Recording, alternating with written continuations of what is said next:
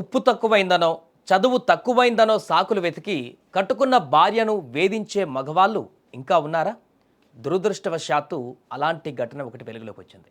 వికారాబాద్ జిల్లాలో సరిగ్గా అదే జరిగింది. నీ వంట బాగాలేదు, నీ చదువు నా స్థాయికి సరిపోదు అని భర్త అన్న మాటలకు 21 ఏళ్ల నవ వధువు జీవితం అర్ధాంతరంగా ముగిసింది. నువ్వు నాకు అక్కర్లేదు, అక్కడే చావు అని భర్త అన్న ఒక్క మాట ఆమె మెడకు ఉరితాడైపోయింది. వికారాబాద్ జిల్లా పరిగి మండలం మల్లెమోనిగూడెం గ్రామానికి చెందిన శివలింగానికి ధారూర్ మండలం గడ్డమీద గంగారం గ్రామానికి చెందిన శిరీషతో పెద్దలు ఘనంగా వివాహం జరిపించారు. కొత్త కాపురం, ఎన్నో కలలు, కానీ అవి ఎంత కాలం నిలవలేదు. భర్త శివలింగం రూపంలో శిరీషకు నరకం మొదలైంది. కారణమేంటో తెలుసా?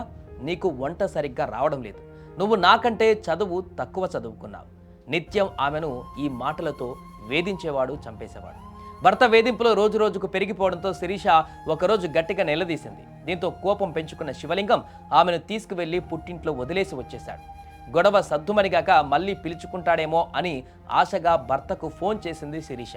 కానీ అవతల నుంచి వచ్చిన సమాధానం ఆమె ప్రాణం తీసుకునేలా చేసింది. నువ్వు నాకు అక్కర్లేదు, నువ్వు అక్కడే చావు అని శివలింగం కర్కశంగా మాట్లాడాడు. ఆ మాటలు తట్టుకోలేకపోయింది. భర్తకు బరువు అవడం ఇష్టం లేక ఇంట్లో ఎవరు లేని సమయం చూసి ఉరివేసుకొని బలవన్మరణానికి పాల్పడింది.